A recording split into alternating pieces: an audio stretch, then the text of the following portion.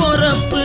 அதற்கு ஆதாரமானதும் அவசியமானதும் காசு பணம் கையிருப்பு. அந்த காசு பணம் தன்னை கண்ணியமாகவே கை சேர்த்துவது மறுபிறப்பு.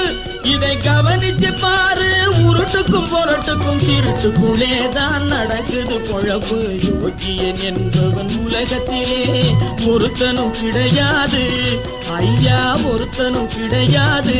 ஏதோ உண்டுன்னு சொன்னா அவனுக்கு மூணும் இருக்காது. மண் பெண் ஆசை பொன்னாசை இந்த மூணும் இருக்காது.